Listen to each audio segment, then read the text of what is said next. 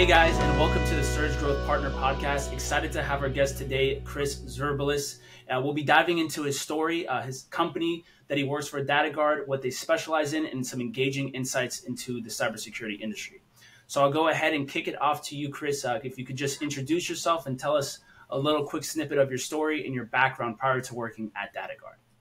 Yeah, for sure, Alessandro. Thanks. I'm Chris Zvirbulis. Nice to meet you all. Got a long career in technology sales and have built up different organizations throughout my years, and eventually evolved into IT services, cloud-based IT services, and then eventually turned into cybersecurity specific services.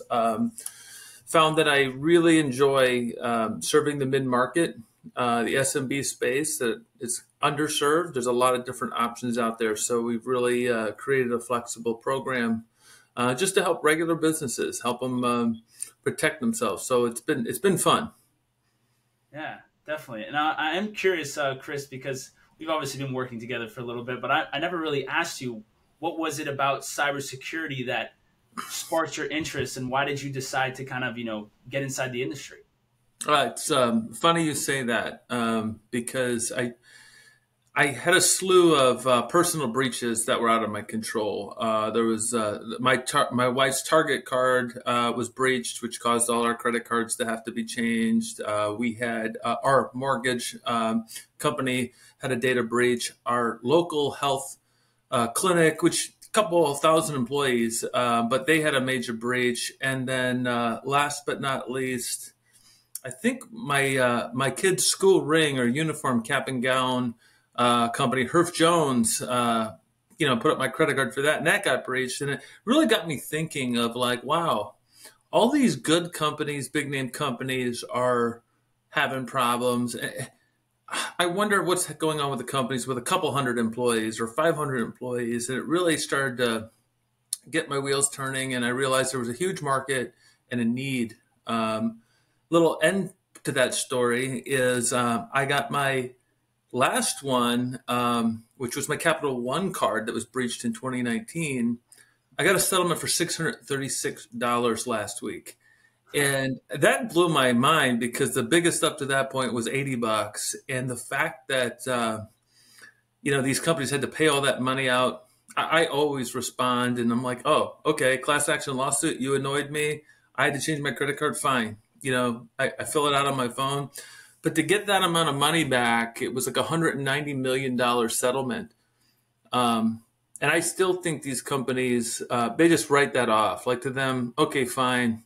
Cost of doing business, instead of protecting our data and doing the right thing, they probably are cutting corners in a lot of cases. So my goal is to really help people secure their environments, protect their customers, protect their image, and do it in a way that doesn't break the bank and it's not overwhelming. Definitely. And I think you touch on some good points. And I'm curious, as now that you've been inside the industry for a little bit and you've kind of, had this experience of working with a couple of different companies, what would you say are some trends that you're starting to see right now, or where are the winds maybe blowing that you're maybe noticing right now in the market? Well, I wish I could tell you it was something fancy and technical. That wouldn't make me very fun to talk to at a cocktail party because nobody wants to hear all that jargon. Certainly my wife doesn't. But the biggest trend, which we can all understand and grasp, is human error. This is a fact that 95% of breaches trace back to employee error or someone being compromised. Someone made a mistake the old-fashioned way, right? 2 years ago was 80%. Last year was 90%. So the trend has been going upwards of that good old-fashioned human side of things. Social engineering is causing the actual breaches. The most recent one, and I happened to be in Vegas 3 or 4 weeks ago, and the MGM thing went down. It was surreal to see them going back to keys for their properties. 12 of their properties were affected. I was eating dinner at the Aria or the Cosmo, and their reservation system wasn't working. Everything had gotten shut down. And they were losing $12 million a day in their operation because of it. The breach occurred because the threat actor went on LinkedIn, connected with a senior level IT person or somebody high enough to have privileges. Then they called help desk pretending to be that person, posing as that person. They had enough social proof, they had enough credibility. And what probably happened is they bullied or sweet talked a $12 to $15 an hour help desk person into resetting passwords. And at that point, the threat actor had privileges, game over, checkmate, and none of the defenses could stop that. You now had access at the highest privilege level, and you could do whatever you wanted. So that was really, that's a good example of no matter how much money you throw at cybersecurity, if you do not harden your end users and teach them and train them, you're always going to be at risk. Yeah, and I think you're the one who really always hammered this point home with me when you told me it's all about building that human firewall. Yep, and exactly. It makes sense because it's something that you have to always put in. That is the first line of defense against these cyber attacks, and if that is not equipped with the right knowledge of and the right training, and your employees are putting you at the biggest risk. And so I think that's, like you said, the biggest vulnerability that you have to have in place before anything. Yep. Now I want to segue into your the company that you work for. I know you work for two. We'll talk about just DataGuard in this instance. But what is the primary service offering of DataGuard? Well, a primary offering is end user training, fake phishing exercises that are keeping up with the trends, no longers that are red flag, if somebody has bad grammar or sentence structure, because every fake phishing email now has perfect grammar and perfect sentence structure. They're using Grammarly and other AI-driven tools, and they're doing it at speed, right? So part of it is just doing those exercises and trying to, help people learn to stay in front of it. But I'd say our core offering is we own and operate a 24/7 security operations center called a SOC. And we do something called MDR, which is managing the endpoints in the environment for alerts. And if there's something going on, we respond to it in the middle of the night, on the weekend, which is when most threat actors will make their move when there's the least amount of defenses. So Washington crossed the Delaware, on a holiday in the middle of the night for a reason, because the defenses were down. And that's the same thing the threat actors do. So we're trained to respond average under 4 minutes, to have a professional CISO addressing an alert. A lot of times they're false alerts, but once in a while they're real, and you need the right people on it. So that's our core offering. Adding that level of incident response and professionalism to watching really good cybersecurity tools. And our thought is that you can go buy good tools, but if you don't have professionals watching them 24/7, you're really putting yourself at risk.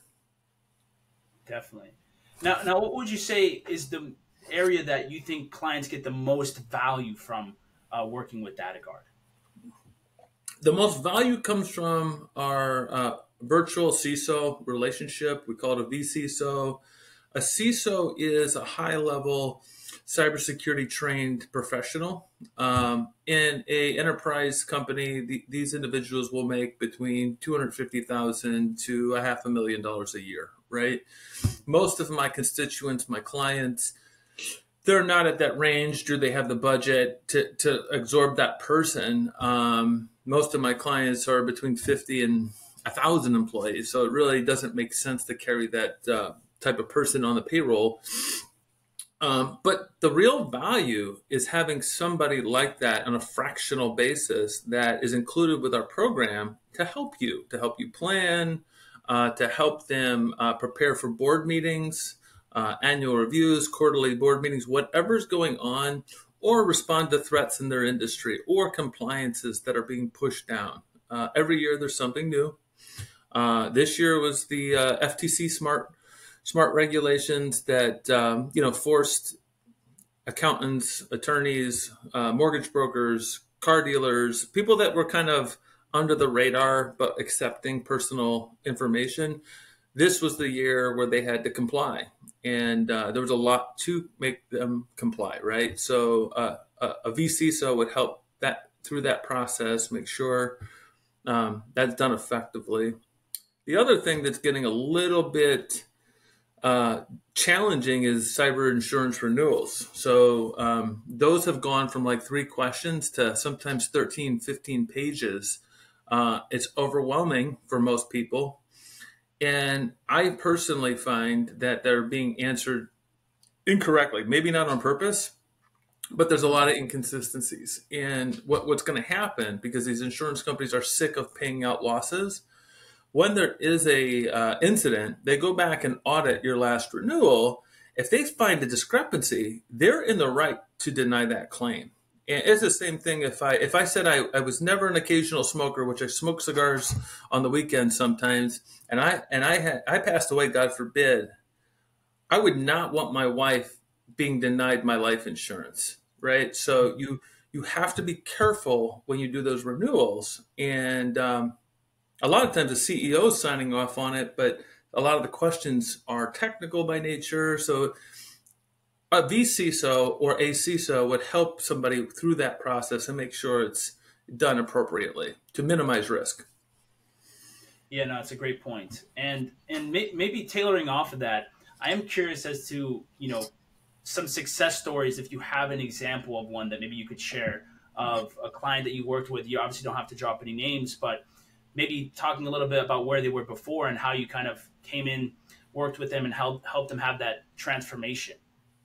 Yeah, I definitely can't say names, but I can tell you there's been a number of clients that in confidence have told me, quite frankly, and these are executive level contacts, that we know we're not answering these renewal applications correctly. We're just kind of flying blind, and we're doing what we did yesterday, and we're pushing through, and we know we're putting ourselves at risk, right? So that's a big, scary proposition. And my role is to make it easy to answer them correctly, to do it in a way that is not overwhelming.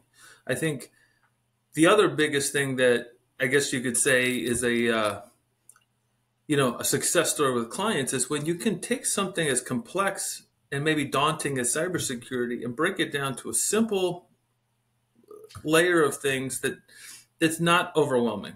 In a lot of cases, I found that I could look at what people are spending on specific cybersecurity tools or traditional antivirus and this and that, and find that, like, wait, you're spending in the wrong areas, right? So maybe consolidating that to a core program is better use of your money and certainly more effective in increasing a security posture. So that's always a win too. There's been a number of times we've seen that, specifically in the non-for-profit space, because I have special, unique programs in that realm. I've always held non-for-profit organizations near and dear to my heart. I'm on a board of directors for a local Chicago-based qualified residential treatment center for at-risk youth. And I've seen, from the inside, some of the challenges of, making the money go as far as you can, right? The budget constraints.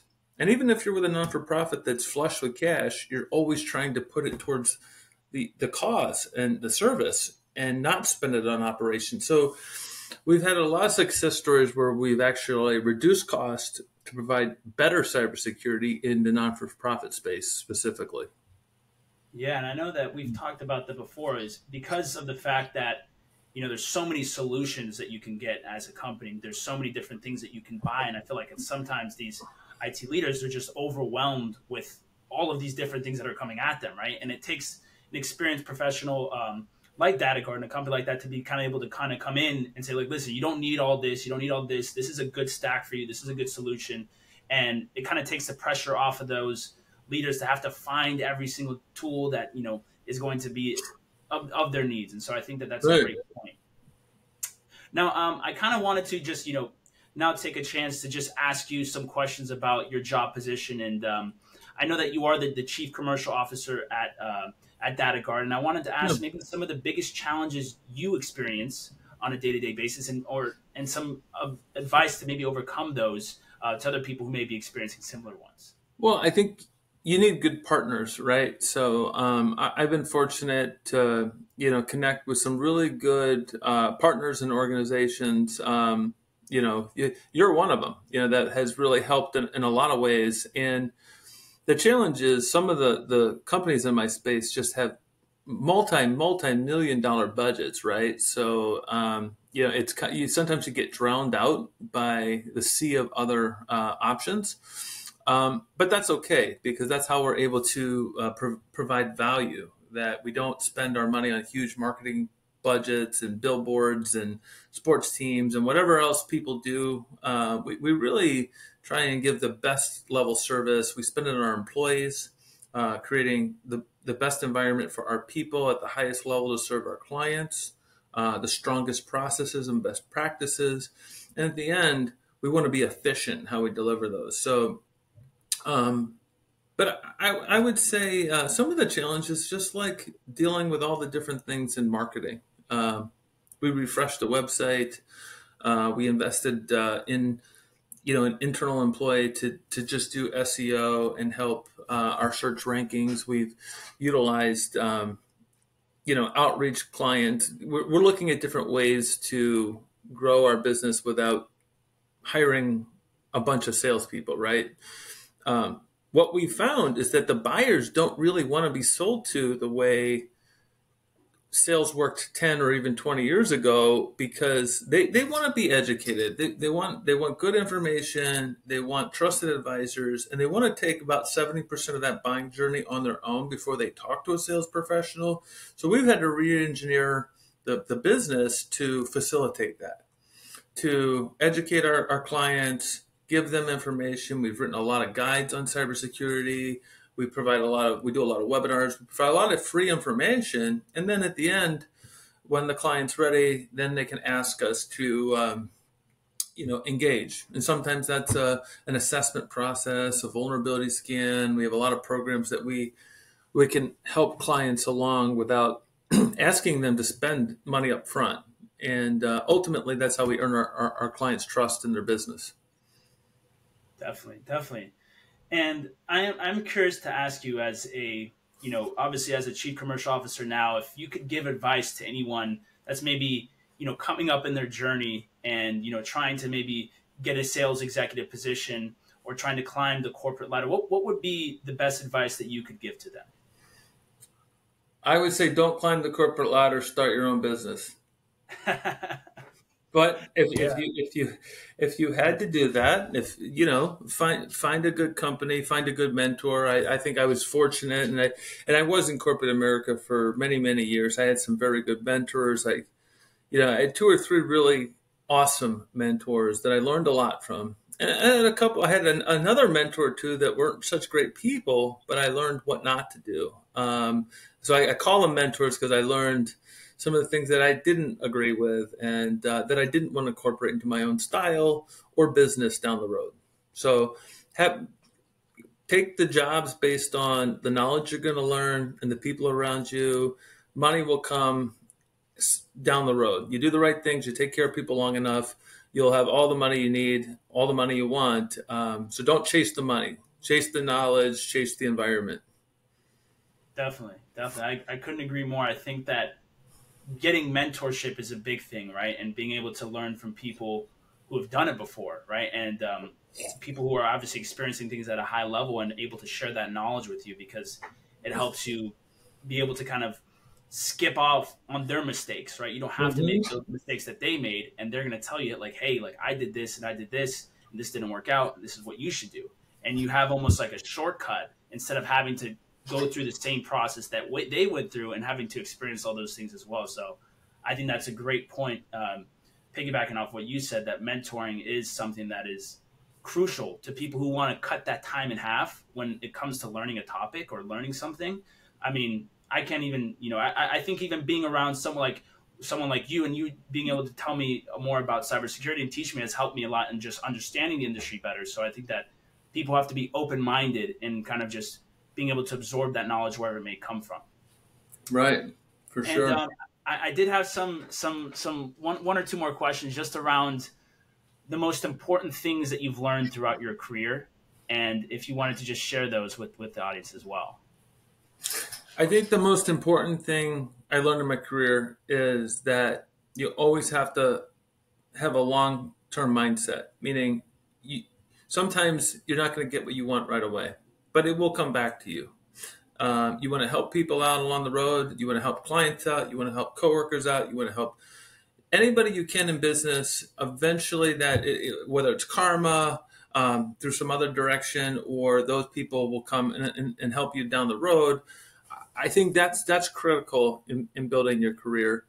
I am a very flexible, open-minded person, so I'm always looking at doing new ways of doing things. I know that's not conventional, and that's part of the reason why I really wasn't happy in corporate America, because there's only so many boxes and structure that I can work within, right? I like having that freedom. I like the role I'm in with the chief commercial officer, where I can create programs and really listen to the market and listen to my prospects and my clients and create programs specifically to meet their needs.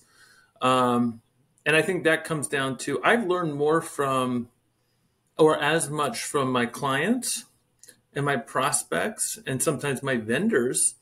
I've learned more than, traditional teaching. So I think just having an open mind about where you're getting your knowledge from, and get it from the best places. And if you don't think somebody's a good source of information, do not listen to anything they have to say and get away from them, because that can be damaging, right? So you want to surround yourself with positive vibes and good people.